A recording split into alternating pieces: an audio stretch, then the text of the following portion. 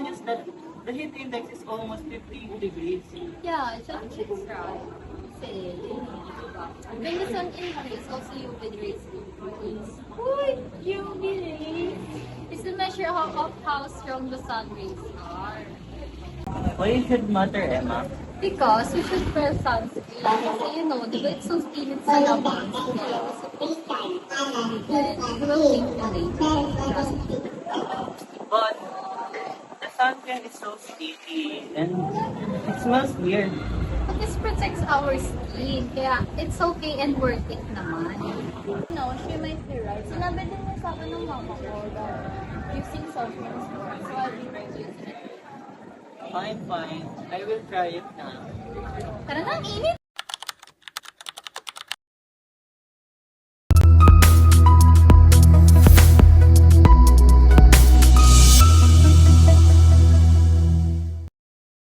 Hello everyone and welcome to our mini vlog.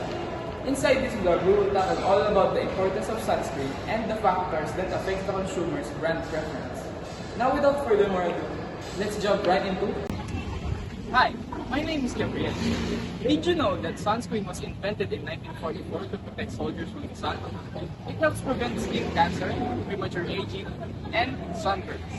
And is essential for all skin types, even on cloudy days. Using sunscreen daily, even in winter, is crucial for maintaining healthy and youthful-looking skin. Did you know that babies 6 months and older can wear sunscreen?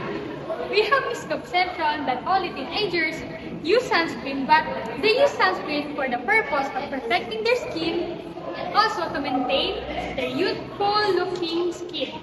6 students said that the brand reputation matters when picking their sunscreen, and 1 person said that packaging matters. Now that we know what affects their brand choice, let us now move on to the question. Where do we rely on their information when buying sunscreen? Previously, we have learned what are the factors that affect their choice. Now, we will know what their source of information regarding their preferred sunscreen. 27 respondents are said that they rely on the internet. 18 respondents said that they rely on their family or peers' recommendation, and 5 respondents said that they saw it in a brochure. Overall, they all rely on the information within the family or peers. Let us clarify this information by interviewing some students in STI. A pleasant day, everyone. I am new in STI College Caloocan, and today we are going to interview some students here in STI College Caloocan. May I interview? Okay. Do you use sunscreen? Yes. What brand of sunscreen do you use? I use Delo sunscreen. Oh, sunscreen. Nice choice. If you're going to rate it from 1 to 5, how satisfied are you on your current product? I'd say 8. 5 because it's like makes me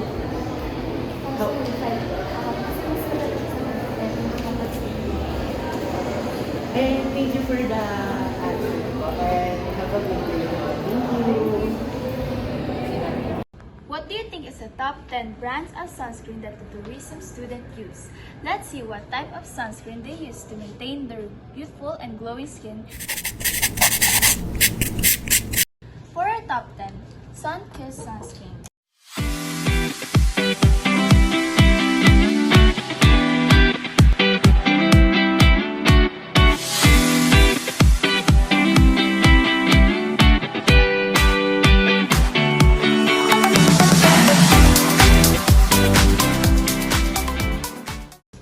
For our top 9, Lux Organic Aqua Daily Sunscreen.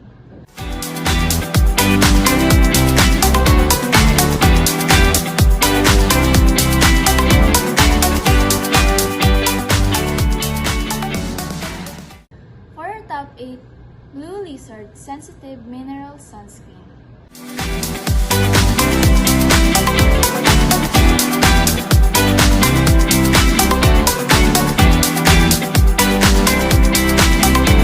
For our top 7, we have a tie between BLK Day Dream Sunscreen, and Sunsil Sunscreen.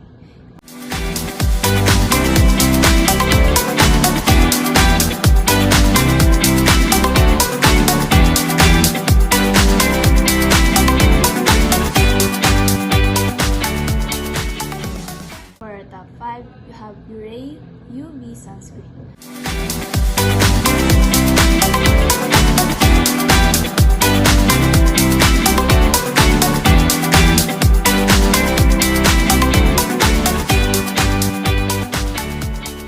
For our top 4, we have Doctor Sensitive Sunscreen.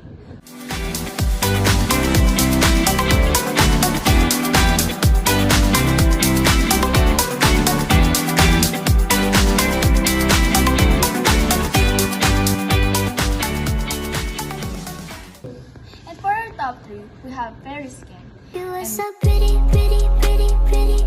Baby girl, you are so pretty, pretty, pretty, pretty. Females made you just to trick me, trick me, trick me, trick me. Cause baby girl, you are so easily pretty. The only reason that I can do it now. For our top 2, we have Bello Sunscreen.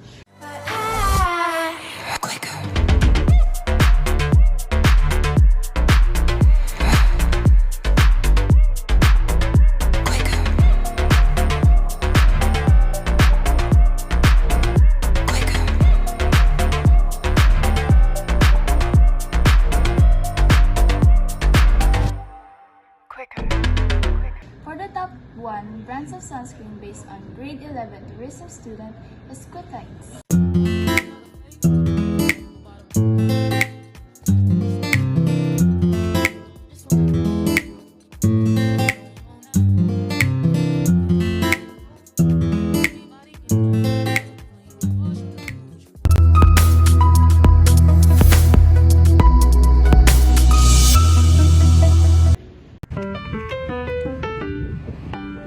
The data that is collected shown that the factors that affect their choice in sunscreen brand are SPF, pricing, brand reputation, and packaging.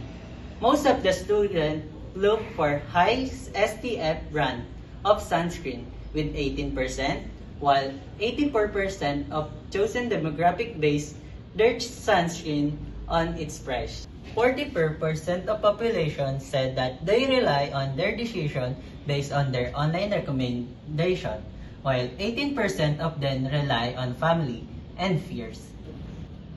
Furthermore, the respondents are asked what brand they are using and to rate their sunscreen products from 1 to 5, where 1 means least preferable, 3 as neutral, and 5 is the most preferred. Of all the brands the students from grade 11 tourism have identified, the Quick Fix brand was mostly preferred by 32% of respondents, and another 22% of respondents preferred the brand Bello Sunscreen.